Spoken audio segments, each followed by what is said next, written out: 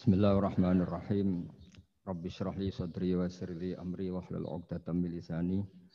Allahumma shalli wa sallim ala habibika Mustafa Muhammadin wa ala alihi wa sahbihi asma'in nama ba'du. Yang kita hormati bersama Profesor Dr. Adi Wijaya selaku Rektor Telkom University. Di sini kita ditemani dan yang tentu kita hormati Habib Fikri Assegaf. Ada Bapak Kiki, ada beberapa teman tadi yang sudah disebutkan oleh moderator. Langsung saja sesuai tema bahwa kita akan menjadikan tauhid sebagai sumber inspirasi bangsa atau sumber kekokohan bangsa atau sumber ketahanan NKRI. Perlu dicatat bahwa di antara yang sering disabdakan oleh Rasulullah SAW adalah inna minal bayani la sikhron. Jadi penjelasan atau orasi atau argumentasi atau apa sajalah itu adalah bagian dari sihir. Sihir di sini maknanya itu sesuatu yang kayak hipnotis, tapi di sini dalam konteks positif. Dulu ketika periode Rasulullah Muhammad SAW itu pertarungan hak dan batil itu diolah pikir. Olah pikir yang diterjemahkan oleh artikulatif atau sistem verbal. Memang ini agak aneh. Jadi kalau mukjizatnya Nabi Musa itu fisik. Fisik itu misalnya melawan Fir'aun dengan kekuatan tongkat yang super dahsyat, sehingga Laut Merah dipukul sama tongkatnya Fir'aun, kemudian tongkatnya Nabi Musa, kemudian bisa membelah jadi jalan, Fir'aun tenggelam. Begitu juga nabi-nabi yang lain ada kekuatan fisik yang bisa dilihat sebagai mukjizat. Tapi ketika Nabi Muhammad SAW jadi nabi itu pertarungannya itu ke sistem rasional. Dan yang enggak rasional itu dijelaskan dengan satu penjelasan yang seakan-akan rasional. Ini yang agak jelimet. Sehingga ada wala talbisul haqqo bil batil. Jangan menyampur adukkan hak dengan batil. Saya beri beberapa contoh kejadian. Suatu saat itu ada orang kafir datang ke Rasulullah SAW. Kemudian bertanya, ya Muhammad, jika kambing itu mati betul, yang tidak disembelih, bangkel. Itu yang mematikan siapa? Karena Nabi itu orangnya ummi itu lugu, ya yang mematikan Allah. Terus jawabannya si orang kafir tadi, agama kamu itu aneh. Yang dimatikan Allah langsung haram, tapi yang lewat tangan-tangan manusia yang berlumuran dosa halal katanya. Sehingga terus jadi logika yang kok iya ya gitu. Harusnya yang dimatikan Allah langsung kan orisinil gitu. Sehingga orang terus terbelalak, seakan-akan ini hebat. Ya. Dan resikonya Nabi Habib Fikri, resikonya itu enggak boleh fahisan mutafahisan. Corong Jawa Nabi ora oleh cangkem elek, itu resiko. Andai kan Nabi boleh cangkem elek enak, nak halal ya pangan kon. Kalau itu baik ya silahkan makan ya. Tapi masalahnya Nabi tidak boleh seperti itu. Andai kan tidak Nabi kan gampang, ya sudah kalau halal ya silahkan makan. Masalahnya Nabi tidak boleh apa? Enggak boleh berbicara kasar, enggak boleh berbicara buruk. Terus ada lagi beberapa kejadian yang seperti itu, yaitu masyhur suatu saat Sayyidina Ali didatangi seorang kafir juga Yahudi. Ali, kakimu angkat satu, diangkat sama Sayyidina Ali. Angkat dua-duanya, ya tidak bisa. Gitu kok temanmu, maksudnya Nabi Muhammad mengklaim bisa naik langit, gitu aja kamu tidak bisa. Jadi selalu pakai olah kata. Yang ketiga misalnya Muhammad, kita ini punya urusan banyak, punya problem banyak. Dan Tuhan itu dianggap penyelesai problem, halul muskilat, yang bisa menyelesaikan problem. Pertanyaannya, kalau problem kita banyak, Tuhannya satu tidak cukup Muhammad. Kalau problemnya banyak, ya Tuhannya harus banyak. Sehingga ketika Nabi membawa tauhid, protes mereka, komplain mereka, aja'alal alihata ilahau wahida inna hadza la syai'un ujab. Masa Tuhan satu wong problemnya banyak, urusannya banyak. Kalau urusannya banyak itu hanya harus banyak. Nah, karena olah pikiran seperti ini, sebetulnya bukan olah pikiran ini, hakikatnya olah kata karena ini tidak mewakili hakikat. Ya saya ulang lagi, sebetulnya ini bukan olah pikiran atau olah akal atau olah kecerdasan, tapi olah kata karena semua yang diomongkan ini tidak mewakili apa? Hakikat. Tapi faktanya itu terjadi. Sehingga mukjizatnya Rasulullah Shallallahu Alaihi Wasallam itu tidak boleh berupa fisik kayak tongkatnya Nabi Musa atau tabutnya Nabi Harun atau apalah yang sifatnya fisik. Karena ini tidak menjawab kecerdasan-kecerdasan yang terimplementasi oleh kata-kata yang dikatakan orang-orang kafir tadi, yang bisa memojokkan orang-orang kafir. Akhirnya Nabi diwarisi kecerdasan, dikasih kecerdasan oleh Allah Ta'ala, yaitu yang dikatakan fatona. Dan mereka memang suka, mempermalukan Nabi itu suka. Misalnya Nabi, karena sebagai Nabi, beliau tahu betul bahwa semua itu biadillah, di tangan Allah. Itu Nabi pernah ngendikan, la adwa wala tiarota, tidak ada penyakit menular. Lalu ada orang Yahudi atau orang siapa saja, orang bodoh lah yang jelas ini. Ada unta yang kena penyakit gudik, kalau orang Jawa bilang gudik apa? Kalau orang itu agak apa? Kudis ini. Yang kena kudis ini dijejerkan sama yang waras. Ternyata yang waras sekarang jadi kudisan. Senang mereka karena bisa mempermalukan Nabi. Ya Muhammad, ini unta kena kudis. Ternyata yang waras tertular oleh yang kena kudis. Padahal kata kamu tidak ada penyakit apa? Menular. Itu problem-problem jadi Nabi di era Rasulullah Shallallahu Alaihi Wasallam, sehingga Quran datang dengan kecerdasan yang untuk menjawab itu. Makanya Nabi tidak pakai mukjizat fisik, tapi mukjizat logika. Akhirnya Nabi diajarin Allah lewat Jibril, yang dikira mereka yakin kalau menang dalam debat. Tapi Nabi balik bertanya, faman a'dal awwala. Jadi terjemahnya, kalau ini kena kudis karena tertular yang ini, lalu ini tertular siapa?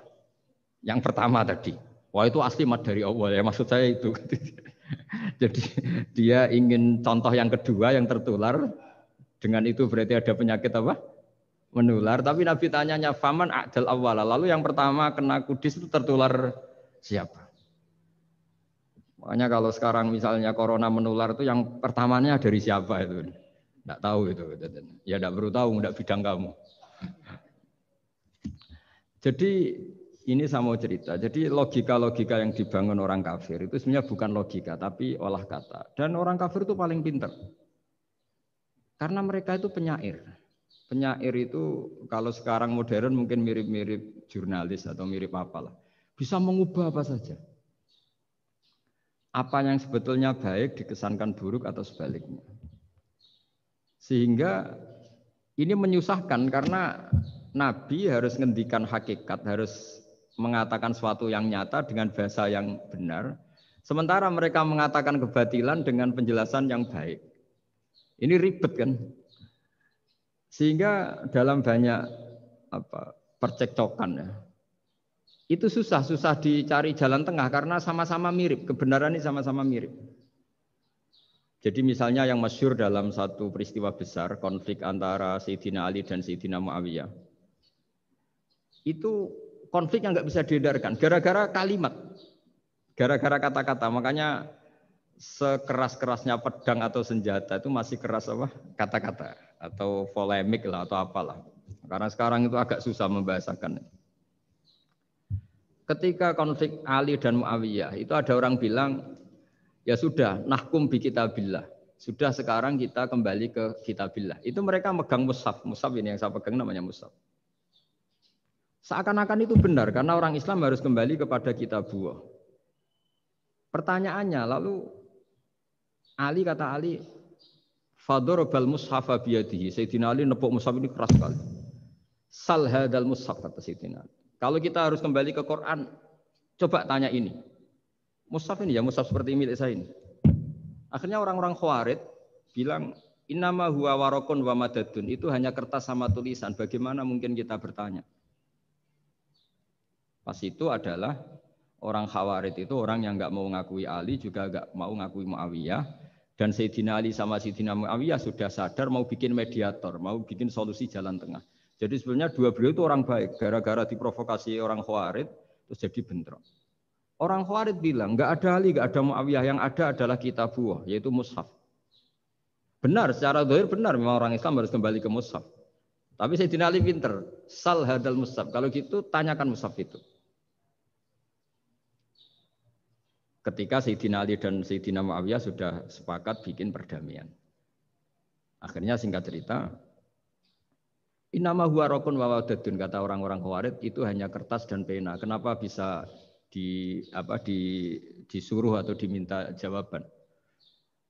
Terus kata Sayyidina Ali, enggak bisa toh kamu tanya mushaf, ya enggak bisa. Makanya tanya saya katanya. Akhirnya Sayyidina Ali memberi penjelasan, wa in khiftum shiqaqa bainihima fab'asu hakamam min ahli wa hakamam min ahliha. Jika dua mempelai suami istri itu ngalami konflik, di mana-mana orang konflik orang ini serasa seneng nek. Kita kalau sedang marah, semuanya lah kalau sedang marah sama istri itu orang ini serasa seneng. Jadi sing ganteng ra ketok gantenge. Ketok elek etok. Sehingga kalau ngomongi anaknya, dasar nakal kok bapaknya gitu. Bapaknya gitu, nanti dasar cerewet koyo ibu. Makanya alhamdulillah banyak anak kita yang mewarisi nakalnya bapaknya dan nakalnya ibunya. Karena sabdonya mesti seperti itu. Jadi anak kita ini korban cara ngomong kita. Maka kita tidak wali itu harus syukur karena omongannya nggak mandi. Itu kalau kita wali, itu anak kita jadi orang buruk semua. Karena kita ngomong dasar goblok koyo ibu. Dari ibu dasar nakal koyo bapak. Berarti anak kita punya status goblok dan nakal.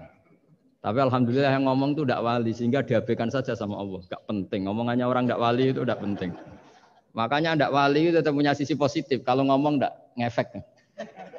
Tapi kalau wali itu direspon sama Allah. Langsung ya. Tapi kalau wali ya tidak ngomong gitu. Jadi kalau orang nggak suka itu nggak boleh ketemu. Karena tambah benci. Sehingga butuh mediator. Itu sudah, ini termasuk ilmu psikologi Quran. Kalau orang sedang tidak cocok itu nggak boleh ketemu. Pakai apa? Mediator. Jika suami istri sedang konflik, itu sebaiknya, seharusnya atau sayugyanya itu kirim mediator. Fab'atsu hakamam min ahli wa hakamam min ahliha. Iyurida islaha yuwaffiqillahu bainahuma. Terus kata Sayyidina Ali, wa amru ummati Muhammad a'zamu min amri rajulin wa imra'atin. Dan urusan umat Muhammad yang kita sedang konflik dengan kekuatan besar dan bisa pertumpahan darah, itu lebih ngeri timbang urusan suami dan istri. Itu saja solusinya mediator. Artinya sesepele itu urusan pribadi saja Allah menyuruh ada mediator. Apalagi urusan kita yang lebih dahsyat. Akhirnya mereka ngakui cara istimbat, cara ngambil kesimpulan Sayyidina. Jadi ini masalah-masalah yang orang bilang seakan-akan benar. Sudah kita kembali ke Quran, kembali ke Quran. Quran yang mana? Wong kamu tidak paham. Lama-lama tanyanya cetakan mana ini? Ribet kan? Makanya saya ini bikin gerakan besar-besaran yang dulu saya ngaji tafsir lama sekali dengan Mbah Mun. Ngaji sama bapak saya, sekarang alhamdulillah sering diskusi sama Pak Quraisyab. Karena kita ini butuh dan saya punya teman akrab Gus Zofur juga dokter tafsir. Ya, kalau kamu ingin tak sebut ya punya teman kalian semua untuk mengkaji apa? Tafsir. Itu memang kita butuh. Karena Quran itu teks. Teks itu harus difahami ahlinya. Karena tapi ketika orang ngomong, ayo kita kembali ke kitab buah, itu kembali yang apa? Terus tentang apa? Sehingga banyak orang yang entah saking angkuhnya, entah saking benarnya tidak tahu. Saya tidak mau kembali kepada Quran. Kenapa? Saya tidak pernah keluar, saya di situ. Kembali itu kan sudah keluar baru kembali. Itu entah saking angkuhnya, entah saking benarnya tidak tahu. Mau kamu katakan angkuh ya masuk akal. Saya tidak mau kembali. Saya tidak pernah keluar. Memang saya sudah di situ. Benar mana? Bisa jadi ya sudah ini itu wilayah yang nggak jelas itu. Tapi bahwa mukjizatnya Nabi itu menerangkan sesuatu yang kayak iya kayak enggak. Karena orang kafir itu pintar mengemas kebatilan sebagai kebenaran. Jadi enak zaman Nabi Musa ngadepi Fir'aun yang karuan salah. Nabi Muhammad itu enggak. ngadepi satu komunitas yang mereka punya jargon yang seakan-akan benar. Misalnya Ka'bah, Ka'bah itu sakral, Baitullah. Orang kafir itu percaya keramatnya Ka'bah, percaya sehingga mereka kalau bikin berhala itu harus dekat Ka'bah, bentuk barokah Ka'bah. Kayak kurang ajar gimana? Maka berhala-berhala itu paling banyak di dekat Ka'bah karena supaya apa? Dapat barokahnya Ka'bah. Ribet kan? Kamu kafirkan tuh percaya barokah Ka'bah, tidak dikafirkan itu kurang ajar. Ka'bah kok di jadi ruwet. Ribet banyak ngadepi. Itu susah memang ngadepi logika, makanya kan apa ya, kayak kita ngerawat anak itu. Mau dilonggar nanti manja terus goblok, mau dikerasin nanti minggat, ribet kan. Jadi ngelola kebenaran itu tidak gampang. Lalu Nabi datang bil haqqil bayyin, dengan kebenaran yang nyata. Dimulailah dari surat diantaranya lam yakunil ladzina kafaru min ahlil kitab wal musyrikin munfakina hatta ta'tiyahumul bayyinah. Bayyinah itu siapa? Rasulun minallah yatlu suhufam mutahharah. Orang-orang kafir baik berkategori ahli kitab yaitu Yahudi Nasrani maupun yang berkategori orang-orang musyrikin yaitu orang-orang yang menyekutukan Allah yang non samawi, yang tidak punya kitab samawi. Itu tidak mau tercerabut, munfakin itu tidak mau tercerabut dari akar mereka hatta ta'tiyahumul bayyinah. Sehingga datang kebenaran yang begitu nyata, begitu jelas. Saking jelasnya siapapun mau tahu. Dan nggak bisa dibatalkan oleh apapun, termasuk oleh perilaku sosial. Siapa itu? Rasulun minallah yatslu suhufam mutahharah. Itu yaitu Rasulnya Allah yang membaca lampiran-lampiran suci, yaitu Quran. Sehingga Nabi datang dengan analogi pembanding. Orang-orang yang berpikir Tuhan harus banyak karena urusan itu banyak, problem banyak. Lalu Nabi bikin analogi. Andaikan kamu sebagai pembantu yang punya majikan banyak, perintahnya beda-beda. Kamu mau enggak? Ya enggak mau, enggak enak Muhammad kalau punya bos banyak. Perintahnya beda-beda, semuanya egois harus dituruti, enggak mau. Enak mana sama punya majikan satu? Enak satu Muhammad. Ya sudah, Tuhan kamu itu majikan kamu. Kalau banyak-banyak bingung kamu perintahnya banyak nanti. Terus mereka mau, ya sudah Tuhannya satu saja. Jadi karena mereka mau tidak mau harus berpikir kalau Tuhan banyak berarti perintahnya banyak, memuaskan satu Tuhan dibenci Tuhan yang lain, memuaskan yang lain dibenci yang lainnya, pokoknya ribet. Hari ini minta dilayani, Tuhan yang satu minta dilayani, itu kan ribet. Jadi Nabi itu pakai logika yang gampang. Makanya ketika Allah menjelaskan itu, ngendikan Allah dorobawa masalar rojulan fihi syuraka umutasakisuna wa rojulan salamal dirojul hal yastawiyani masalah. Alhamdulillah Allah bikin satu perumpamaan, ada orang yang punya majikan banyak, yang satu punya majikan hanya satu. Hal yastawiyani masalah, nasibnya enak mana? Enak yang punya majikan satu karena standarnya jelas, SOP-nya jelas. Akhirnya mereka sadar, oke Muhammad Tuhannya satu saja. Lalu dalam pertanyaan-pertanyaan yang lain, misalnya tadi masalah Sayyidina Ali, masalah dibully lah kalau sekarang itu Nabi menjawab ya dengan rasional. Karena mau tidak mau. Karena Nabi tidak dibolehkan pakai mukjizat zaman itu. Untuk awal-awal jadi Nabi itu nggak boleh pakai mukjizat. Karena mukjizat itu punya sisi yang sangat-sangat fatal, yaitu kalau Allah sudah menurunkan mukjizat, itu sekali nggak diimanin itu harus ada azab. Nabi ingin umatnya itu nggak kena azab. Makanya ketika Allah Taala wa ma mana ana an nursila bil ayati illa an kadzdzaba bihal awwalun. Cara terjemahan bebasnya gini. Muhammad, saya tidak ngasih mukjizat kamu kayak Nabi Musa, kayak nabi-nabi sebelum kamu yang berupa fisik. Itu problemnya satu, sekali saya menurunkan mukjizat, tren umumnya ini didustakan. Ketika didustakan, saya punya alasan menyiksa, wong sudah tak perlihatkan sebegitu jelas kok tetap didustakan. Maka sekali saya menurunkan mukjizat, kata Allah, wa ma nursilu bil ayati illa takhwifa. Saya memberikan satu ayat itu hanya warning, hanya peringatan bahwa ini akan ada bahaya azab.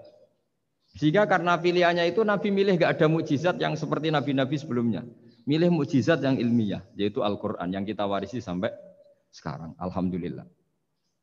Karena kata ulama-ulama, nah ini pentingnya penjelasan. Andaikan mukjizat kita itu hanya tongkat, maka hanya ada di museum. Kita lihat tongkatnya Nabi Musa mungkin klaimnya ada di Turki. Mukjizat tabut kita lihat lagi di Ya di manalah tempat di museum apa.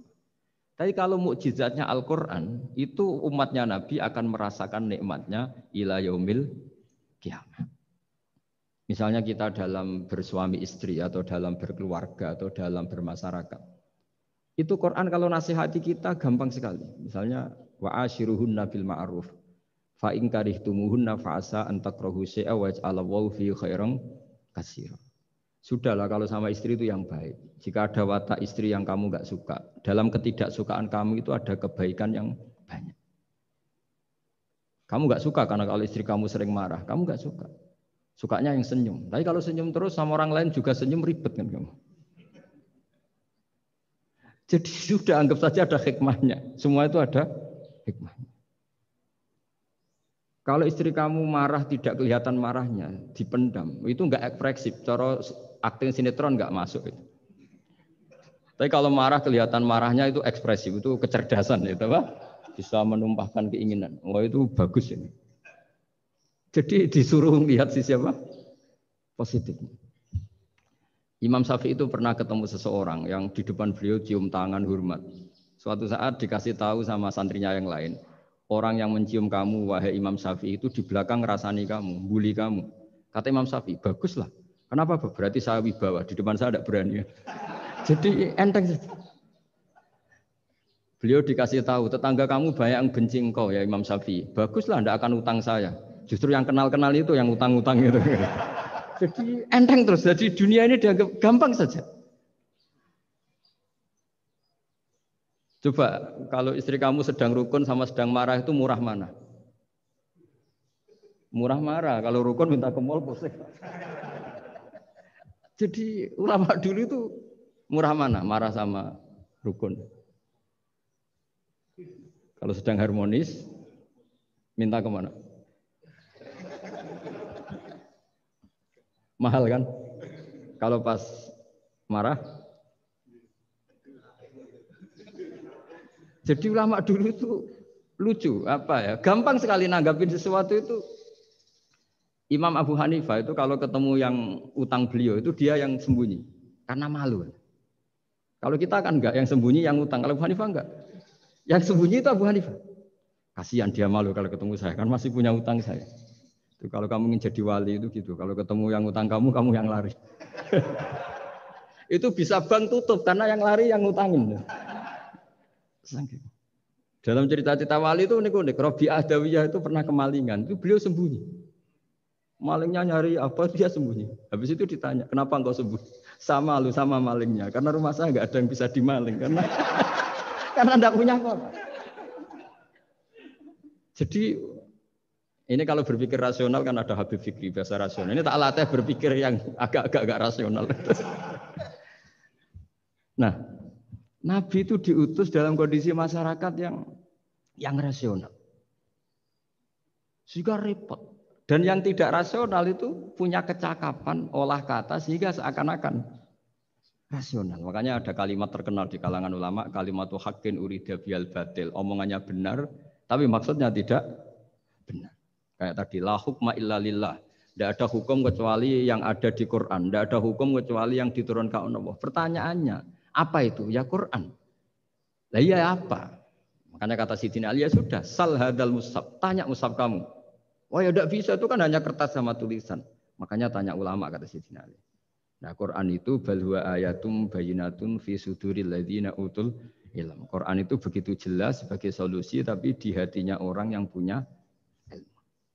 Sehingga kemudian lahir beberapa generasi tauhid.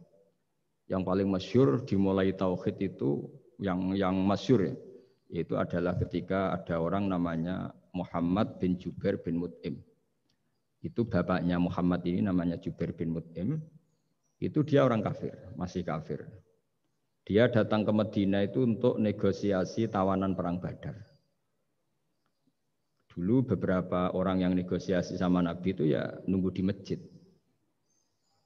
Singkat cerita, Nabi sholat maghrib baca surat Wattur wa kitabim mastur fi raqim mansur wal baitil ma'mur was saqfil marfu wal bahril masyur. Terus dia dengerin terus. Dengerin sampai Allah tanya, am khuliqu min ghairi syai'in. Kalau kamu tidak ngakui saya sebagai Tuhan, kata Allah, silahkan Anda berpikir bahwa alam raya ini dimulai dari ketiadaan. Atau kamu sendiri merasa sebagai pencipta alam raya ini, pencipta langit dan bumi. Itu namanya am khalaqus samawati wal ard. Itu orang itu disebut dahiyatul Arab, orang paling cerdas di Arab. Itu dia bingung. Dia selamanya kafir. Cara berpikir menuhankan berhala, Lata, Uzza, pokoknya menuhankan makhluk lah. Terus dia mikir, Muhammad ini kacau ya. Akal saya dihabisin kata dia. Jadi cara berpikir dia pakai akal, dia tidak percaya mukjizatnya Quran, tapi dia bilang Muhammad ini kacau, akal saya dihabisin. Akhirnya Nabi setelah salam dia menyatakan Islam. Karena kata dia Muhammad, akal saya habis oleh apa yang kamu baca. Nah ini saya mau menerangkan tauhid sebagai inspirasi. Yaitu logikanya gini, langit bumi ini kan wujud itu punya eksistensi. Kalau langit bumi ini wujud, alam raya ini nyata, lalu kamu mengatakan sebelum alam raya ini ketiadaan, berarti ada satu kesimpulan ketiadaan menciptakan yang ada. Itu malah gendeng bareng. Logikanya kan nggak kena. Al-adamu yakhluqu maujudan, sesuatu yang nggak ada menyebabkan atau menjadikan sesuatu yang ada. Akhirnya padahal pertanyaannya tadi gitu, ya sudah kalau kamu nggak percaya saya sebagai Tuhan, sebagai pencipta awal, sudah ada usah Tuhan-Tuhanan. Tapi ya mari goblok bareng dengan mengatakan bahwa alam yang ada ini diciptakan oleh sesuatu yang tidak ada. Jadi Juber, saya tidak mau goblok Muhammad, sudah lah iman saja saya, karena saya tidak mau goblok. Jadi agama ini datang dengan keceriaan berpikir. Sehingga Ibnu Hajar al-Asqalani mengatakan hadatin ja'a bil iltizat al-aqli. Agama ini datang dengan kenyamanan berpikir.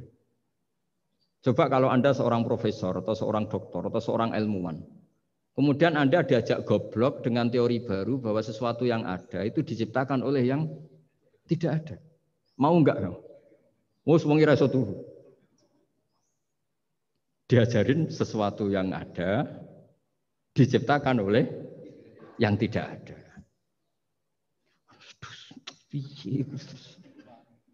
Gak keren lagi. Gak boleh ya, sudah. Jadi tauhid itu. Nah, kemudian lahir ulama-ulama baru yang cara ngarang sama. Ini kitab yang dulu saya ngaji sama Syekhina Kiai Maimun Zubair Mbah Mun. Itu kemudian ulama-ulama baru, kata Yai Mbah Mun itu juga bapak saya sering pesen, orang itu harus tahu zaman. Menerangkan tauhid itu kalau ulama dulu itu dimulai dari kalimat yang mungkin yang ngaji saja bingung. Al-alam mutaghayyir wa kullu mutaghayyir hadis la budda mim muhdits. Itu sampean dengar mesti anggap jimat itu apa itu? Itu doa apa gitu. Doa jalbur rizki apa gitu. Padahal itu logika. Tapi terus ulama-ulama modern itu ngarang seperti ini ada gambar. Ini kitab yang saya dulu ngaji sama Mbak. Itu digambar seperti ini. Maksudnya digambar seperti ini gini, penjelasannya gampang. Sampean kalau gambar seruat apapun, misalnya gambar gedung tingkat 5 atau gambar gunung atau gambar apa saja. Mbok seruat apapun gambar itu dimulai dari satu titik. Tadi hadhil awalim kulluha, bahwa alam semua ini dimulai dari nuqtatil wujud, ada titik wujud. Dan karena ini wujud penyebab harus bersifat awal. Makanya Allah itu selain wujud harus bersifat al-awwal. Kalau bahasa pondok al-qadim. Karena tidak mungkin yang menciptakan kemudian kalah dulu dengan yang diciptakan. Begitu juga Imam Al-Amudi. Imam Al-Amudi itu jadi wali itu karena dia ahli matematika. Sampai muridnya itu eskal. Ini guru saya masuk surga enggak? Kalau ngajar itu senangnya ngajar matematika. Beliau ahli usul fikih, ahli fikih, tapi senangnya ngajar matematika. Sampai muridnya sanksi, ini masuk surga enggak ya? Walhasil dalam cerita keramat beliau, sama enggak usah terus saya enggak percaya. Kamu enggak wali, kok enggak percaya gimana? Ribet sekarang gitu. Orang kalau enggak nekuni sesuatu terus enggak percaya, ribet. Itu beliau masuk surga itu dijamin dapat surga itu karena ngajar matematika. Tapi di hati beliau hanya satu. Matematika adalah satu ilmu yang dimulai dari angka 1. 0, itu tetap dimulai dari 1. Enggak bisa. Akhirnya beliau cerita, angka 2 atau 3, nisbatul wahid wal isnaini ila mi'ah wa ila ma la nihayatallah, semuanya sama, nisbatul far'i ilal asli, kata beliau. Mbok angka 2, 3, 1000 sampai 1 miliar, itu perbandingannya dengan angka 1 apa hubungannya? Al-far'i ma'al asli, yaitu angka 23 adalah cabang dari angka 1.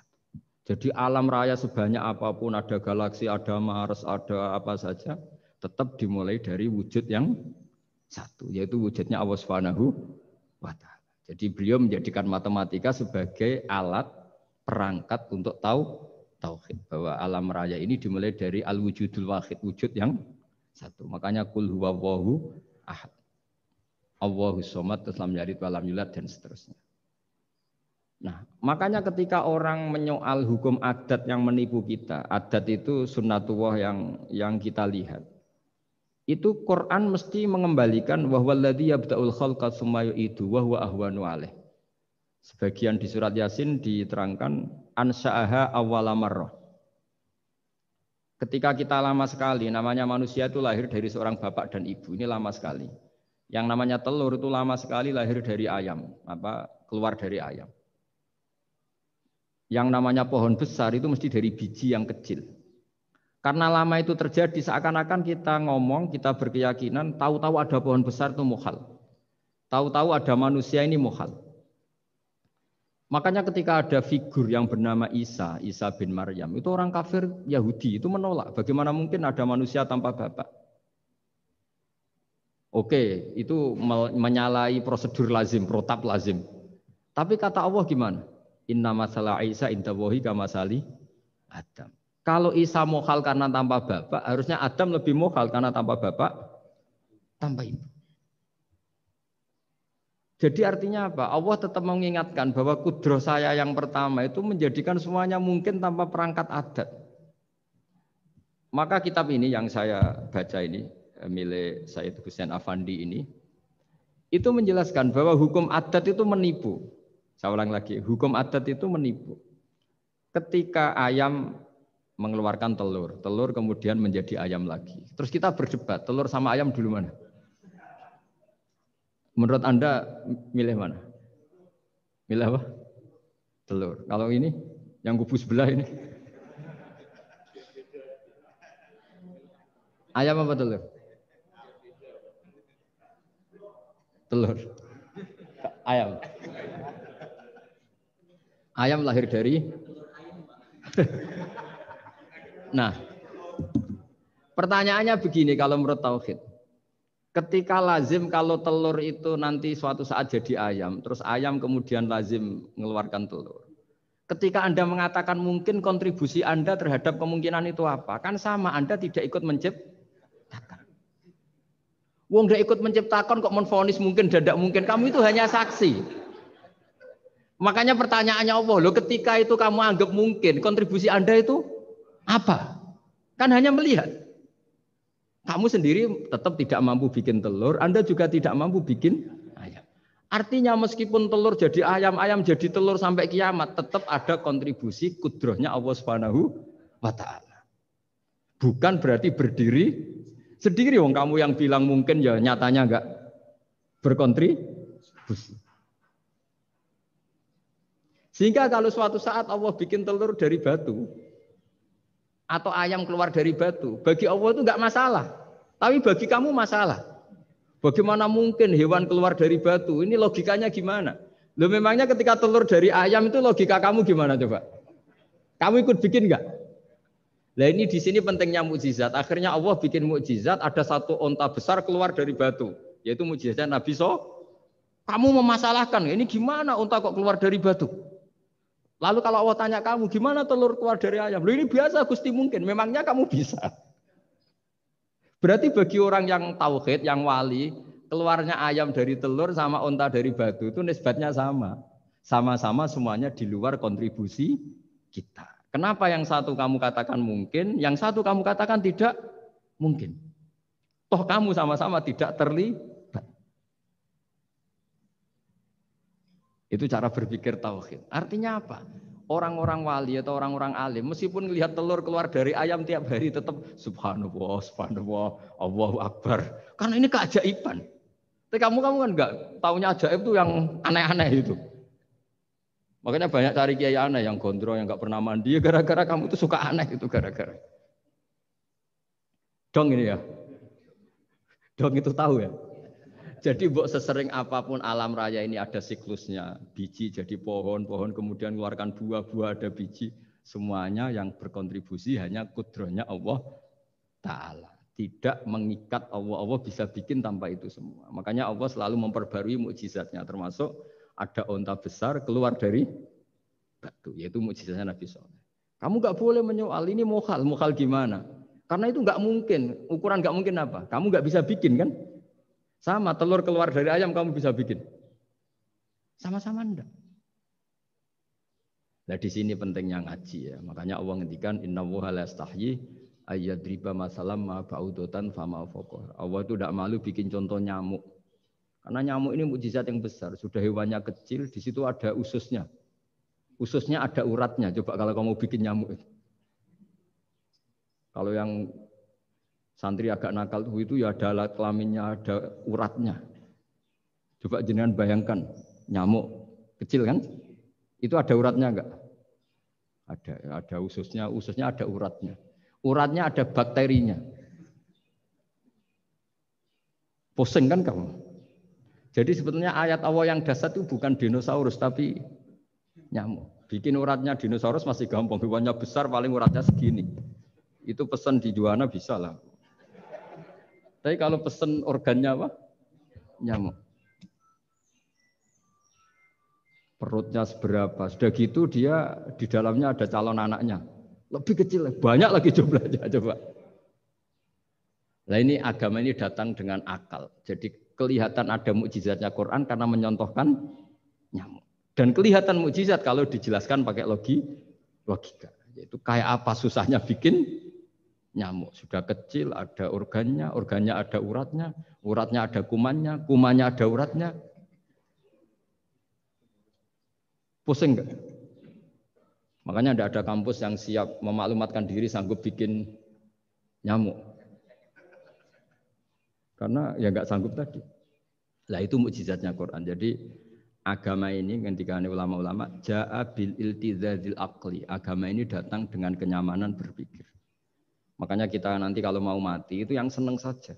Kita tidak tahu caranya hidup, tahu-tahu lahir, tahu-tahu hidup, tahu-tahu punya hutang, tahu-tahu banyak masalah, tidak tahu kita. Nanti kalau mati juga gitu, nggak ingin mati, tahu-tahu mati. Nanti nggak tahu bangkit. Makanya sudah alaiha nahya wa alaiha namut wa biha nubasu insyaallah taala minal. Makanya kata Sidina Ali kalau ada orang susah hidup, kamu lahir keinginan kamu apa keinginan Allah ya? Keinginan Allah. Kamu mati, misalnya orang frustasi ingin mati ya tidak bisa mati. Kalau Allah tidak menghendaki ya tidak mati. Ya sudah, zaman kita hidup ya tidak bisa mengelola kehidupan ini ya sudah. Kalau mati juga tidak bisa mengelola kematian ini. Makanya terus kita diajarkan inna sholati wa nusuki wa mahyaya wa mamati lillahi rabbil alamin. Berhubung kita tidak tahu ya sudah hidup kita, mati kita semua di tangan Allah. Sudah kita pasrah saja. Nah, jamnya mati aja, serah usah pamit, sudah mati aja, sudah gak ribet.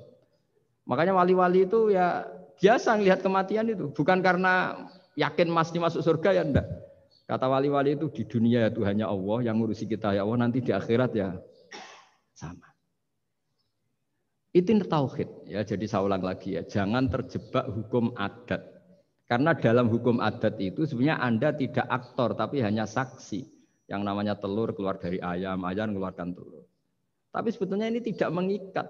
Allah bisa saja bikin hewan dari yang lain. Kayak tadi mengeluarkan untanya Nabi Soleh dari batu yang apa? Besar. Ya wah itu mukhal, bagaimana mungkin? Nah memangnya ayam jadi telur, telur jadi ayam, Anda ikut berkontribusi kan enggak? Andai kan Anda menyaksikan kudrohnya Allah Ta'ala di semua kejadian. Yaitu Allah bisa bikin nyamuk, nyamuk ada organnya, organnya ada uratnya. Dengan reputasi seperti ini maka kita akan mensifati Allah innahu ala kulli syai'in qadir, bahwa Allah bisa melakukan apa saja. Wa huwa ala kulli syai'in qadir, diulang-ulang. Sama Indonesia yang sekarang seperti ini, yang kata orang ada yang bilang terbelakang, ada yang bilang tertinggal dari Eropa. Mungkin dalam kudratullah untuk bikin Indonesia lebih makmur dari sekarang, bisa mengalahkan negara-negara yang lain. Jadi kalau kamu ingin, tapi Indonesia banyak masalah gini-gini, bagi Allah mudah saja menyelesaikan masalah. Tetap inna dzalika 'ala Allahi yasir. Kita harus optimis bahwa semuanya bagi Allah mudah. Tapi cara berpikir ya tadi dengan reputasi Allah bisa bikin nyamuk. Nah nyamuk sulitnya di mana ya tadi sudah kecil, punya organ, organnya punya urat, uratnya punya bakteri, bakterinya punya organnya bakteri, mungkin ada bakteri lagi. Pusing kan? Ya jangan nggak usah dipikir kalau pusing. Ya jadi terus yang terakhir saya mohon kalau baca Quran sebisa kita ada yang diangen-angen. Jadi Allah kalau mendorong kita mengakui eksistensinya Allah, Allah sering ngendikan yang mudah-mudah. Misalnya saya ini yang menciptakan kamu, saya yang menciptakan kamu. Falau la tusaddiqun, sudahlah, saya ini nahnu khalaqnakum. Saya ini pencipta kalian, mbok yao. Hubungan kamu itu dengan saya. Urusan kamu terdekat itu dengan saya, kata Allah, bukan dengan yang lain. Karena saya yang menciptakan kamu, kata Allah. Tapi kita ini aneh, jadi manusia itu aneh. Dengan zat yang menciptakan kita tidak punya urusan, dengan yang tidak terkait dengan kita punya urusan. Itu kan aneh. Dan Allah kalau menerangkan itu gampang. Terus bagi manusia yang kumo luhur, yang angkuh, seakan-akan bisa menentukan segalanya. Falaula in kuntum ghairu madinin tarji'unaha in kuntum shadiqin. Kalau kamu orang hebat, mbok ya ketika nyawa kamu mau keluar tuh kamu tahan supaya kamu enggak jadi mati. Enggak keren kan orang hebat kok mati katanya. Kamu sombongnya kayak gitu seakan-akan bisa ngatur dunia, menaklukkan dunia, ternyata kamu mati. Harusnya enggak usah mati dong. Kata Allah, falaula in kuntum ghairu madinin tarji'unaha in kuntum shadiqin. Makanya falaula idza balaghatil khulqum wa antum khina idzin tangdur. Mbok ya orang-orang yang keren, yang merasa hebat, yang biasa ngatur dunia, mbok ya ketika mati itu jangan mau. Ya ini sensitif ya. Ya saya kira demikian ya, semoga lewat ngaji ini kita kembali ke tauhid yang benar lewat penjelasan-penjelasan yang akli, yang rasional. Saya pastikan agama ini datang dengan al-iltizatul akli, kenyamanan berpikir. Kayak apa susahnya kita dengan jadi ateis? Karena harus punya rumus bahwa yang ada diciptakan oleh yang tidak ada. Itu kan jadi aneh. Makanya ukuran iman, salasun man kunna fihi wajada halawatal iman. Ciri utama iman itu nyaman, halawah itu manis. Karena ya itu tadi apa yang dibawa oleh Quran dan hadis sesuai akal kita. Maka masyhur di kalangan para ulama ada pepatah, laulam yakun maja'a bihi Muhammadun dinan lakana fi aqlin nasi hasanan. Kalau saja Muhammad tidak maklumatkan kalau ini agama, akal pun akan setuju bahwa yang dibawa itu hal yang luar biasa. Karena agama ini tidak lam yusodim al-aql, agama ini tidak akan menentang akal. Liqaumi ya'qilun liqaumi yatafak. Kalau ada orang bilang akal saya itu menolak faham agama, itu akalnya yang perlu dicek. Ada masalah itu pasti. Ya, saya kira demikian. Assalamualaikum warahmatullahi wabarakatuh. Pertanyaannya jangan Pak Barbar. Baik, alhamdulillah telah mendengarkan paparan yang cukup sangat menarik dari Gus Baha. Monggo kalau ada pertanyaan dari Bapak Ibu sekalian di sini, silakan mungkin. Monggo Mas. Langsung Mas.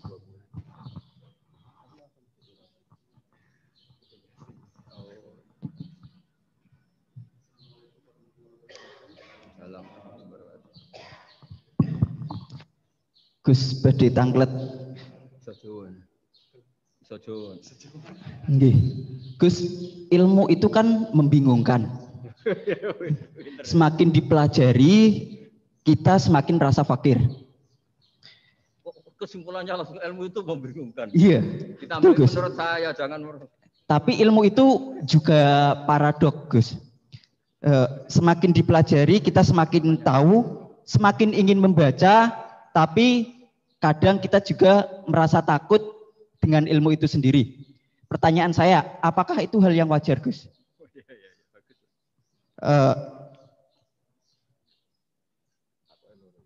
Terus, Gus, untuk saat ini ilmu itu banyak yang disalahgunakan.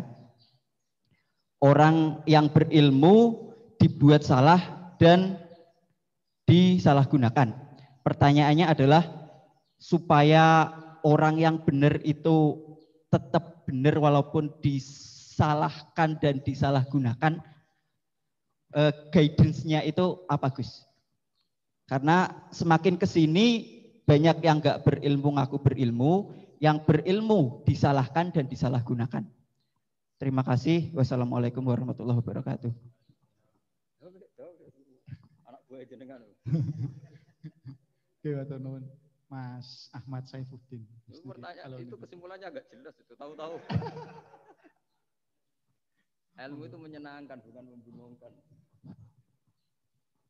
Enggak, itu maksudnya gimana kok tahu-tahu ilmu itu gimana tadi? Membingungkan. Misalnya ilmu tentang apa? Iya. Yeah.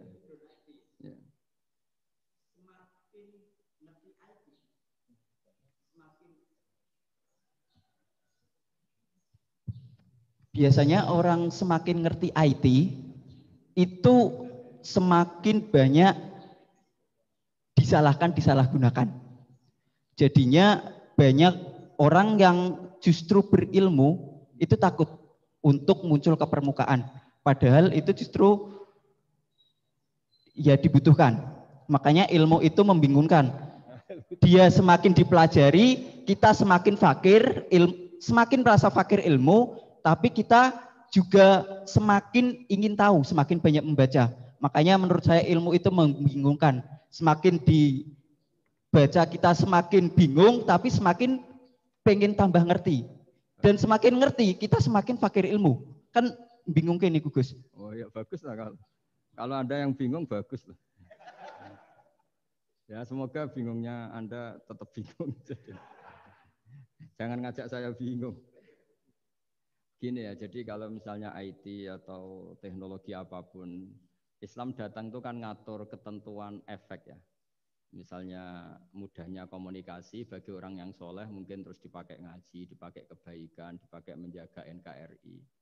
Bagi yang tidak baik, dipakai alat selingkuh, alat memecah belah bangsa, dipakai alat adu domba. Jadi Islam datang ya sudah ketentuannya yang dipakai maslahat itu halal, yang dipakai madarat itu haram. Islam hanya ngajari itu, tapi bahwa penemunya yang menjadikan semuanya mudah. Dulu kita nelpon hanya dengar suara, sekarang pakai apa?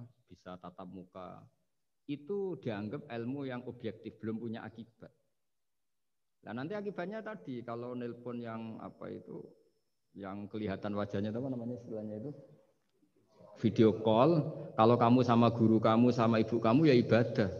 Jadi, kalau sama selingkuhan kamu ya dosa. Kan gitu. Islam hanya membahas itu. Tapi nanti ya kan memang hukumnya hanya itu kan. Kalau dipakai positif ya bagus, kalau dipakai negatif ya buruk. Nah, Islam tidak boleh terus disalahkan. Ini akibat teknologi maka orang mudah selingkuh. Sebelum ada teknologi yang selingkuh juga sudah banyak. Sekarang ngaji gampang karena ada apa telekonferensi gini-gini. Mulai dulu yang suka ngaji, yang ngaji gampang karena kadang kiai ya tetangganya. Enggak jauh-jauh juga banyak orang bener. Jadi ini kan urusan niat. Meskipun semuanya mudah, kalau nggak ada niat juga susah. Tapi saya kecewa dengan Anda karena mengatakan ilmu membingungkan. Ini saya. Tapi ya bagus lah, orang jujur itu bagus. Hanya karena beliau bingung, yang aku bingung kan bagus. Jadi nilainya dijujur tadi. Tapi andaikan saya sebagai ilmu itu nggak terima diberi status membingungkan tadi itu. Tapi kalau kita yang ngaji tauhid, ngaji hikmahnya Allah. Semua yang diciptakan Allah itu ada hikmahnya. Misalnya Allah menciptakan manusia itu sebagai pemalas, itu bagus. Bagusnya begini, kalau di bab ibadah pemalas itu buruk. Tapi kalau andaikan Anda ditakdir punya kemampuan ahli nuklir, terus Anda tidak pemalas, setiap hari bikin nuklir yang paling dahsyat. Pertama hanya bisa menghancurkan Hiroshima dan Nagasaki, suatu saat bikin yang se-Asia, lama-lama bikin yang seluruh dunia. Lama-lama saking cerdasnya, pertama butuh bahan besar, lama-lama hanya kecil. Ribet kan? Barokahnya pemalas. Ngantor, baca koran. Ngantor, ngerumpi, sehingga yang bagian nangani nuklir itu tidak pinter-pinter banget. Itu bahaya tuh kalau pinter banget itu karena efeknya itu sama. Sekarang kan ada kacamata pinter beda. Itu kan ketemu orang bisa merekam kan, semua privat orang bisa ribet kan. Nah agama itu ngatur yang halal ya biar halal. Misalnya begini ya, ada orang ke Mars atau ke bulan. Kita katakan pinter dalam konteks menjelajah alam. Tapi kalau dibalik, rakyatnya miskin butuh makan. Kemudian itu untuk biaya ke bulan. Itu bodoh apa pinter? Membiarkan masyarakatnya lapar karena biaya yang dipakai naik ke bulan. Itu pinter apa bodoh? Tapi dari tidak tahu tentang bulan menjadi tahu, pinter apa bodoh? Pinter. Tapi kebutuhannya makan kok malah naik ke bulan, pinter apa bodoh? Ya saya juga bingung kayak Anda kalau nggak apa-apa ya. Ya memang ilmu ada sisi membingungkannya ya nggak apa-apa lah. Bingung-bingung dikit nggak apa-apa. Tapi ya kira-kira sudah bingungnya tambah.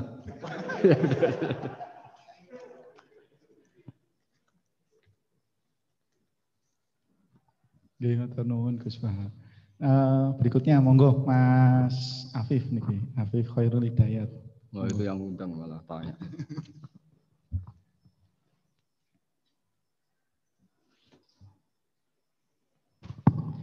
Bismillahirrahmanirrahim. Assalamualaikum warahmatullahi wabarakatuh.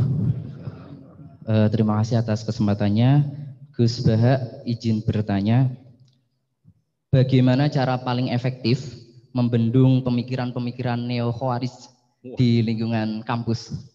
Matur suwun. Wassalamualaikum warahmatullahi wabarakatuh.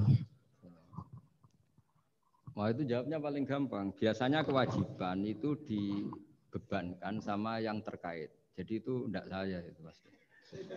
Saya kan kiai pesantren, kamu kan orang kampus, berarti kewajibannya di Anda bukan di saya. Di mana-mana kewajiban itu dibebankan sama ya. Sudah itu jawabannya gitu. Jadi kalau istri kamu yang rewel, jangan tanya saya, istri saya rewel gitu. Kewajibannya ya kamu cari solusi gitu. Kalau Anda punya Pak Komisaris kurang mikirkan jenengan, ya jangan tanya saya, jangan tanya ini. Begini ya, sebetulnya kita juga kadang salah mengkategorikan. Ada neo-khawarij, ada Islam ekstremis, ada moderat. Itu omongannya peneliti ya, itu kan peneliti itu harus mengkategorikan, terus sampling ilmiah harus diputuskan ini kategori apa, solusinya apa. Tapi itu analisis. Sebetulnya masalah itu tidak sesulit itu ya. Kalau Allah menghendaki gampang saja. Misalnya Anda berpikir neo-khawarij, kemudian anak Anda sakit, yang ditegir nyuwun sewu harus hutang tetangga, kebetulan yang ngutangin itu orang Islam moderat. Ini yang sering lupa, para analis itu, saya ulang lagi, para analis itu, mbok ya ngregani pangeran. Saya itu sering ketemu para analis. Sering saya ingatkan, mbok ya kamu itu ngregani Allah. Allah itu punya hak untuk kreasi, punya hak untuk ngatur, punya hak untuk menentukan. Kita misalnya begini, kadang berpikir, orang neo-khawarij tadi itu bisa enggak ekstrim kalau bacanya buku ini atau ngikuti pikirannya tokoh ini, itu kita. Tapi kalau Allah itu enggak. Saya beberapa kali ada kejadian orang begitu benci misalnya sama Muhammadiyah atau benci sama NU atau benci apa. Itu marine mergo anaknya pacaran terus nikah. Mulane corong Jawa gedeng tapi nyanding. Itu dulu banyak kiai yang benci Muhammadiyah. Bareng anaknya besanan ya baik-baik saja. Karena nanti cucunya jadi Muhammad NU. itu buahnya ada 1-2 itu. Sama nanti orang yang kuras gitu ternyata pas butuh bantuan yang nolong itu Islam moderat. Akhirnya kan karena Al-Insan Abdul Ihsan itu ya respect. Jadi, nah tapi kita sebagai analis ngiranya kalau pikiran itu dilawan pikiran, tidak mesti juga. Jadi manusia itu segampang itu. Dulu yang namanya Abi Sufyan itu bencinya sama Nabi, Masya Allah juga sebaliknya. Tapi ketika Ummi Habibah jadi istrinya Nabi, itu kebencian yang penggemar Abi Sufyan dan Nabi cair. Begitu juga Juwairiyah. Makanya ketika ada konflik besar antara kelompok-kelompok itu, karena mereka sebagian sudah jadi istrinya Nabi itu, mereka bilang asharu Rasulullah SAW. Jadi konflik yang se-ekstrem itu selesainya pakai besanan. Ashar itu besanan. Mau tukaran gimana? Mau benci Muhammadiyah gimana? Cucunya sekarang sudah Muhammad NU. Yang NU juga cucunya sekarang. Ya sudah. Akhirnya ya baik-baik saja. Jadi tidak udah ada solusinya. Kalau Allah sudah menghendaki nanti gampang saja. Sama jangan tanya. Lah kapan itu Gus? Yang saya ada Tuhan kamu tanya ya, tanya sama Allah. Jawabannya wallahu a'lam. Tapi saya mohon para analis ya, jangan corong Jawa ojo ngilani pangeran. Tuhan itu diberi hak untuk menyelesaikan karena banyak yang di luar dugaan. Wahsy itu menjadi mukmin justru setelah membunuh Hamzah. Khalid bin Walid menjadi mukmin justru setelah menang di perang Uhud. Tapi kalau Allah menghendaki segampang itu. Yaitu ketika Khalid bin Walid menang di perang Uhud karena sahabat melanggar perintah Nabi harus tetap di atas gunung sementara mereka melanggar turun ke gunung. Itu Khalid bin Walid itu, wah Muhammad itu luar biasa. Anak buahnya melanggar saja dikasih sanksi, apalagi kita. Ini berarti orang yang sangat diperhatikan oleh Tuhannya. Terus dia cara berpikir begitu. Akhirnya masuk Islam. Banyak orang masuk Islam itu malah pas menyembah Tuhannya, Tuhan berhala. Itu ada orang Arab, zaman Arab dulu. Pas mau nyembah berhalanya, pas ada luwak kencing di kepala berhala itu. Terus dia, aduh punya Tuhan kok gak keren, gimana? Terus masuk Islam. Jadi dia dapat hidayat pas keliru. Kalau dalam cerita kewalian ya Sunan Kalijogo itu, dia jadi muridnya Sunan Bonang. Kenalan pertama karena begal Sunan Bonang. Pas begal malah jadi murid. Jadi kalau Allah itu punya sekian cara. Kadang kiai itu nggak bisa mengislamkan orang, tapi banyak mahasiswa punya pacar non muslim itu yang Islamkan pacarnya. Ribet kan kalau sudah mau apa coba itu memang. Ya sudah Allah itu diberi hak untuk tetap Allah sebagai Tuhan itu tidak usah. Mbah Mun itu diantara yang sering dikatakan beliau itu dulu saya juga agak protes dengan tanda kutip, tapi beliau ngendikan ya saya sami'na wa ata'na. Kata beliau gini, hak sok itu sing gawa agama nang Indonesia itu pegawai negeri. Yang bawa agama kemana-mana itu pegawai negeri. Saya sempat protes. Lah santri bah, mau santri karuan mau santri.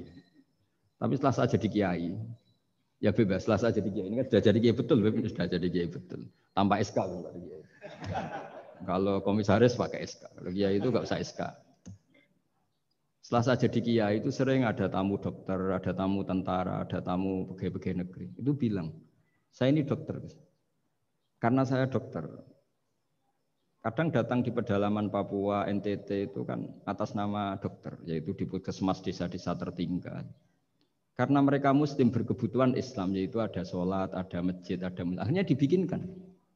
Dan orang ke sana, orang di sana yang mau apa coba? Wong itu negara. Coba kalau yang datang kita sebagai kiai, dianggap misionaris kan? Artinya begitu juga di Belanda, misalnya ada di New Zealand atau di Jerman. Saya punya banyak kawan yang duta di kedutaan. Gara-gara persahabatan, mereka duta besar, mereka Muslim. Gara-gara Muslim berkebutuhan bikin masjid. Akhirnya di negara-negara non-Muslim juga banyak masjid, dibikin kedutaan, dibikin mahasiswa. Nah, tapi kalau kita jadi analis, mungkin kita hanya agama ini diajarkan oleh ulama, dibawa oleh santri. Tapi tidak seperti itu. Nyatanya Allah dengan kehendaknya bisa saja menyalurkan agama ini lewat PNS, lewat macam-macam. Jadi Allah itu maha kuasa. Makanya kita ini hanya bersaksi bahwa innallaha ala kulli syai'in. Nah kita sebagai kiai memang bantu mengenalkan ahkam fikihnya yang detail-detail itu. Tapi kalau yang menyebarkan Islam itu Allah punya cara. Saya kemarin pas ketemu Habib Quraisy di antara yang diceritakan itu. Orang Inggris itu kadang kenal Islam itu ya lewat Muhammad Salah itu pemain bola itu. Karena mereka tidak ingin ngamati kiai, yang ingin diamati pemain bola. Jadi pertama itu orang Prancis itu tidak benci Islam itu gara-gara Zainuddin Yazid Zidane itu. Zizou itu loh. Itu namanya Zainuddin Yazid. Yazid Zainuddin kena bahasa Prancis jadi Zinedine Zidane. Itu dulu imigran dari Aljazair itu dibenci sama orang Prancis. Tapi setelah yang membawa Prancis juara itu adalah seorang Zidane. Itu terus mereka agak benci Islam karena yang membawa kebanggaan Prancis juara dunia. Apalagi kalau nggak salah pas itu ada 3 pemain Muslim Prancis. Orang ngira orang Prancis tidak benci Islam kan nunggu toleransi beragama lewat buku-buku toleran. Ternyata enggak karena pemain bola aja Pak. Kalau mau menghendaki sampai jurnal-jurnal di Prancis setelah juara dunia siapa bisa membenci orang Aljazair? Mereka harga kita, mereka martabat kita. Padahal dulu pandang sebelah. Dulu itu orang di Inggris, pemain Inggris, itu kalau mau sholat susah, mau puasa susah. Terus mereka ingin minta hak puasa kalau musim puasa. Tapi menjadi mudah di luar dugaan. Manchester City dibeli Sulaiman Al-Fahim. Ya sudah mau apa coba manajernya yang punya Muslim. Larang sholat tak pecat kan. Ya akhirnya ya malah ada masjid. Pelatihnya kalau ada yang puasa gitu, monggo dari akan mau apa coba. Segampang itu kalau Allah mengubah dunia. Makanya disebut ya muhawwilal ahwal hawil ahwalana ila ahsanil hal. Ya muqallibal qulub sabit qalbi ala dinik. Ya udah pokoknya semua itu ya kita ikhtiar tapi tetap yakin Allah yang punya cara. Dalam sejarah yang terkenal Islam masuk Indonesia itu tidak lewat ustadz, lewat pedagang. Versi ya sejarah yang terkenal meskipun banyak versi. Gara-gara ada pedagang, mereka Muslim mau tidak mau ya tetap berkehidupan Muslim. Berhubung kehidupan Islam itu menarik, simpatik, akhirnya banyak yang menjadi Islam. Jadi ya sudah seperti itu. Ya saya kira demikian. Terakhir loh, sebar waktu ini. Ya sudah.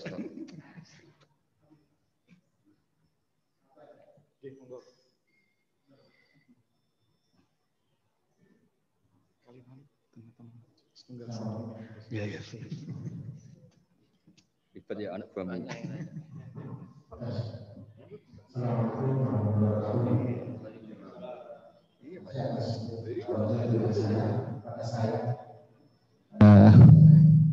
Gus Bah, saya mau tanya, tadi saya tertarik pada paparan tadi tentang masalah pengolahan emosi ya, kata saya sekitar itu ya.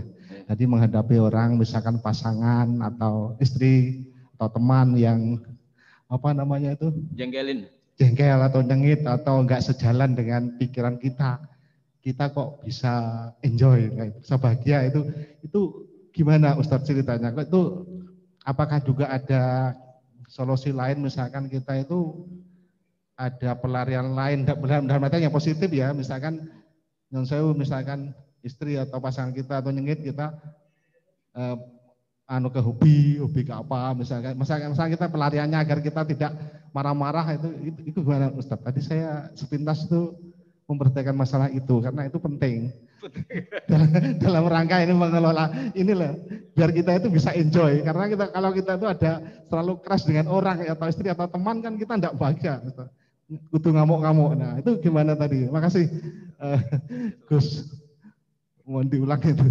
Ya. Assalamualaikum warahmatullahi wabarakatuh. Kamu didatangkan untuk mengulangi itu. Kalau enggak dipecat jadi moderator.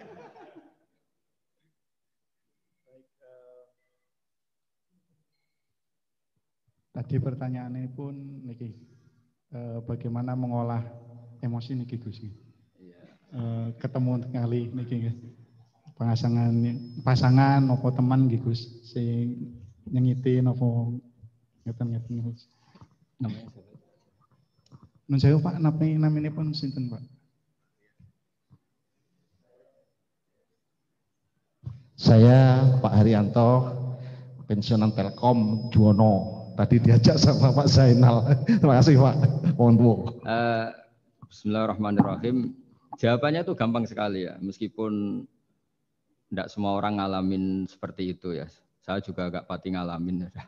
Tapi begini ya. Saya punya resep dan ini pasti benar ya. Karena dari ulama musalsal itu ada silsilahnya sampai Rasulullah SAW.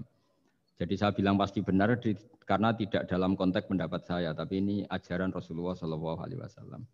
Ini kan temanya tauhid ya, tauhid sebagai inspirasi.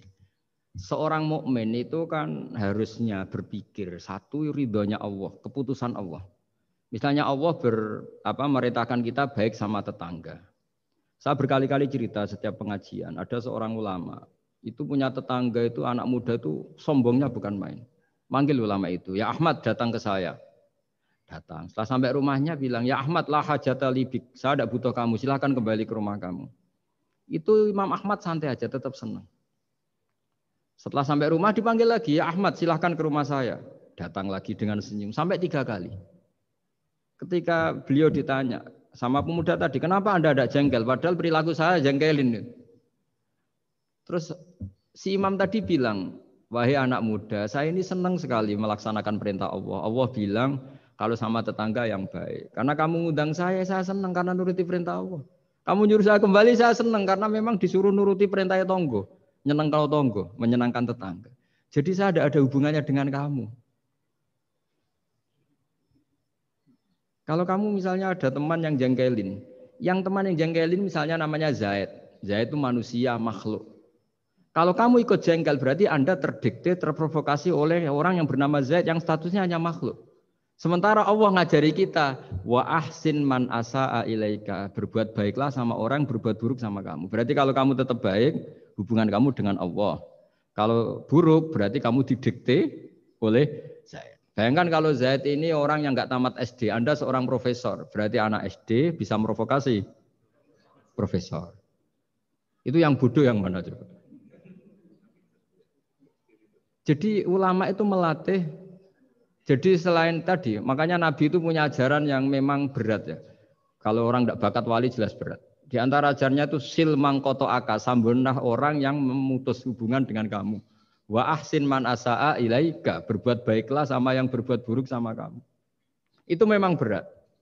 Makanya kamu tanyakan betul itu. Tapi bisa dilatih, yaitu ketika kita berbuat baik atas nama Allah Subhanahu wa ta'ala. Sehingga melihat yang gini-gini itu ringan. Itu kan sama seperti kiai-kiai yang dakwah di kampung-kampung pedalaman, sudah gak tahu haknya kiai, gak sopan. Lalu itu Nabi itu ketika dakwah itu kalau nuruti mangkel itu ya mangkel. Nabi misalnya memberi satu janji. Siapa yang datang ke saya akan saya kasih sesuatu yang menggembirakan. Itu orang-orang sebagian Bani Tamim bilang, ya Muhammad, sesuatu yang menggembirakan ya uang. Padahal Nabi mau menerangkan fadilahnya amal ini begini-begini. Tapi pikiran orang-orang itu yang menggembirakan itu ya uang. Kalau kamu kasih uang ya kita gembira, kalau enggak ya enggak. Jadi, tapi ya tadi ya, selain dilatih dengan langsung iman, dilatih punya seni kayak Imam Syafi'i tadi. Orang itu gimana? Di depan jenengan sopan, tapi di belakang ngerasani. Baguslah saya wibawa berarti. Jadi dianggap enteng saja. Saya pernah baca juga, ada orang ketika kaya temannya banyak, ketika miskin temannya yang dulu banyak, sekarang nggak ada yang jenguk dia. Terus lapor ke seorang Habib. Ini gimana Habib? Ketika saya kaya teman saya banyak, ketika saya miskin dibiarkan sendiri. Sekarang saya buruh di orang. Ya bagus gitu. Kalau teman kamu tetap main ke kamu dalam keadaan kamu buruhnya orang, mangkuli boto, mangkuli apa, malah kamu malu jadi tontonan. Mendingan mereka gak datang. Oh ya bagus, alhamdulillah. Jadi, coba kalau kamu sudah miskin, teman-teman kamu tetap datang. Pas kamu buruh orang pasti bentak, malu gak? Milih didolani apa milih enggak? Milih enggak. Dulu pikirannya orang kan. Jadi ulama dulu itu ngelola. Ya saya kira demikian. Ya dilatih. Terakhir ini kamu sudah korupsi satu ini sudah. Katanya terakhir ini. Oke, niki sampun kata Gus. Pertanyaan iya nggak selesai ya. Sampun kata nih. Digabungkan ya Gus. Ya enggak bisa kalau satu ya satu. Kurang ya. Niki pertanyaan paling dasar mungkin Gus. Pertanyaan pertama, perbedaan antara akidah sama tauhid Gus. Apa perbedaan antara akidah sama tauhid? Yang berikutnya. Sudah ini pintar nyelip-nyelipin politikus. Enggak apa Gus. Betul. Sudah selesai maksudnya. Setunggal malih Gus. Gimana Bu? Soalnya kata nih. 1B kan disuruh. Diistilahkan 1B. 1B. Jadi 1A terus 1B. Niki kata enten 20 pertanyaan niki Gus teng Zoom niki Gus. Ya udah pilih mawon nggih. Satu aja. Perbedaan akidah kali tauhid. Yang kedua, bagaimana Al-Qur'an menjadi inspirasi dalam kehidupan. Berkesempatan di mondok pesantren sementara ada di antara kita yang belum merasakan mondok di pesantren, belajar ilmu Al-Qur'an, maka ada beberapa yang mengikuti orang yang berani menafsiri tapi keblinger. Jadi tafsir ayam kambing adalah ulama, atau ada yang khawatir menafsiri sendiri jadi salah. Mohon pencerahan dari Gus Bahar. Bismillahirrahmanirrahim. Alhamdulillah ini terakhir, semangat sekali saya sudah. Begini ya, jadi kalau biasanya ini sering dipakai Pak Kures ya, sesuatu itu pakai madatul kalimah atau kosakata. Jadi kalau akoda itu dari ain, qaf, dal maknanya mengikat. Sehingga kalau kita transaksi disebut apa? Akad. Jadi sesuatu yang mengikat disebut akad. Kata turunannya bisa akidah, sesuatu yang sudah komitmen itu disebut akad atau akidah. Kita berkomitmen iman bahwa Allah satu. Nah satu itu bahasa Arabnya wahid. Terus dari kata wahada wahidu tauhidan, mengesahkan Allah itu disebut apa? Tauhid. Nah, tauhid itu dimulai la syarikalah, bahwa tidak ada kekuatan di luar Allah yang sekuat Allah, disebut tauhid. Jadi akidah dan tauhid itu sama, akidah ya tauhid, tauhid juga akidah. Jadi itu sama. Makanya yang dikatakan Islam itu apa? Yang dikatakan Islam itu adalah al-i'tiqad atau al-aqidah bil janan, akidah tertanam di hati, wa nutqu bil lisan, kemudian akidah itu kita lafadzkan, kita ucapkan, wal amal bil arkan, dan implementasi fisik kita juga seperti itu. Makanya yang dikatakan iman, dikatakan ihsan adalah tadi apa? Akidahnya itu ada bil janan di hati, diucapkan bil lisan, kemudian dipraktekkan bil arkan, yaitu anggota fisik, anggota tubuh kita. Sehingga sujud itu dianggap ibadah paling lengkap karena fisik kita ya tunduk sama Allah dengan kepala di bawah. Kalimatnya juga kalimat tunduk, subhana rabbiyal a'la wa bihamdi. Jadi makanya dilafatkan. Nah, dilafatkan itu penting supaya kuat. Makanya kita ini menyesali betul ketika ada perdebatan niat itu dilafatkan apa enggak. Itu enggak penting. Sebetulnya semua kita yang NU atau yang ahli sunnah atau siapa saja mengatakan melafatkan niat itu sunat. Jadi tidak mengatakan wajib. Tapi yang menentang dilafatkan juga kebablasan. Nah, ngelafatkan saja kok enggak boleh. Makanya dulu itu ada guyonan ketika penguasanya itu niat duhur gimana? Dijawab usolli fardhu dzuri, salah, niat ada di hati. Barang yang satu kuasa, niat duhur gimana? Ditulis niat ada di hati, enggak, yang benar usolli fardhu dzuri. Ya ribet kalau gitu. Jadi akidah dari kata akoda. Akoda itu mengikat. Sehingga disebut akdun nikah, berarti ikatan nikah. Akdul ba' berarti hukum jual beli yang sudah jadi. Ya. Akidah itu kata turunan dari itu. Sehingga maknanya apa? Komitmen kita terhadap agama ini. Komitmen kita terhadap Islam. Apa komitmen yang paling dasar dalam Islam? Tauhid. Mengesahkan Allah bahwa tidak ada Tuhan selain Allah. Nah, terus tadi yang menyangkut tafsir ya. Tidak semua kita pernah mondok. Jawabannya sudah tahu lah kalau tidak semua kita itu pernah mondok. Tapi begini ya. Pesantren itu dulu itu tidak harus seperti ini yang di pondok saya atau di pondok-pondok yang lain. Pesantren itu adalah sistem pengajaran di mana setelah diajarkan itu dirasakan, diamalkan, dijiwai. Sehingga dulu malah nggak ada pesantren yang kayak kita ini. Ulama-ulama dulu ya di rumah ngaji, tapi serius. Sehingga dulu itu memang yang dimulai ini yang adat kampus sebagian itu agak-agak cocok itu menghafal. Kalau kampus itu kadang kuat analisisnya, kalau di pondok itu memang disuruh menghafal. Kenapa menghafal itu menjadi penting? Karena pengembangan itu setelah hafal. Tapi kalau tidak hafal, maka sebenarnya kita tidak pernah mengembangkan agama, mengembangkan pikiran kita sendiri. Sehingga kita ini butuh hafal. Meskipun setelah itu ada analisis. Saya beri contoh misalnya gini. Mulai kecil sampai tua kita ketemu orang yang sangat materialistik. Makan enak itu apa? Sate. Makan enak itu bakso. Makan enak itu pizza. Selalu kita dibentuk fisik.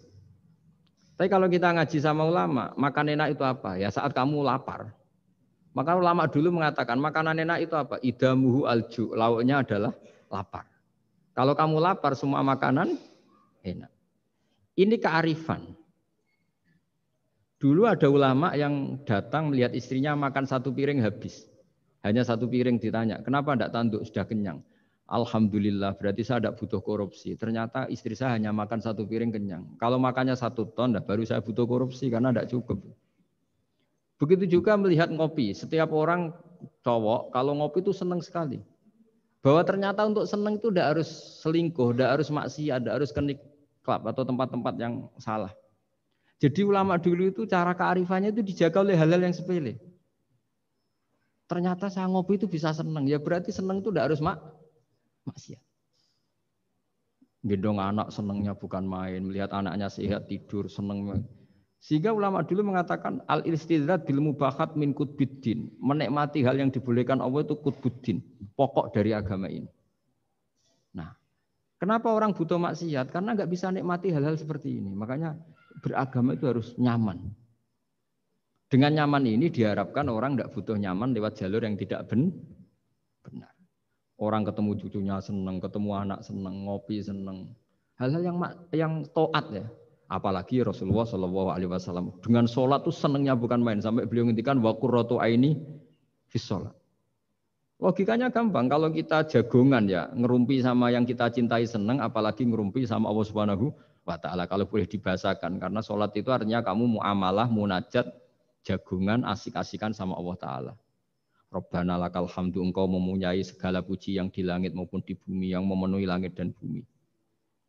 Jadi itu yang harus jadi solusi bangsa ini. Coba misalnya malam-malam macet, andai kan malam-malam banyak yang tahajud kan Jakarta itu tidak macet.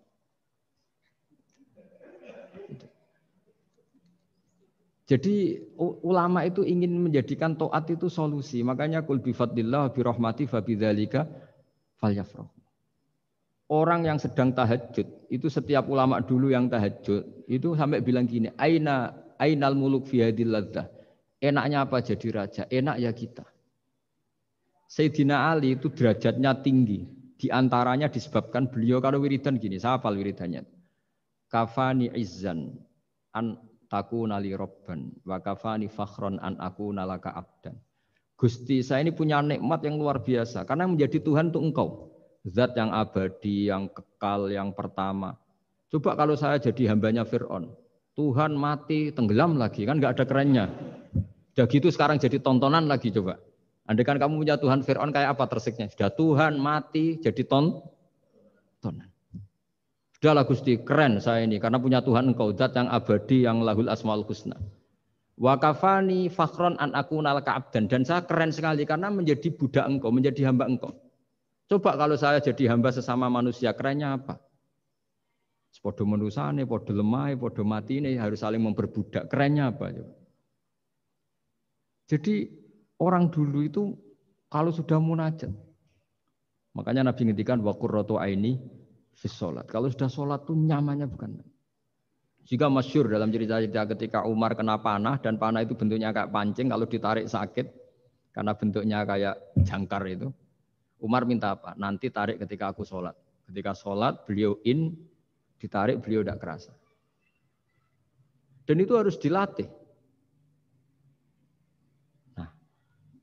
Ya tadi, jadi, Quran saya ulang lagi, Quran itu harus ditafsirkan seperti ini. Kalau tidak, maka orang akan menanyakan. Saya juga pernah ditanya orang yang sebetulnya ya agak kurang ajar, tapi tak anggap bodoh saja lah daripada dianggap kurang ajar.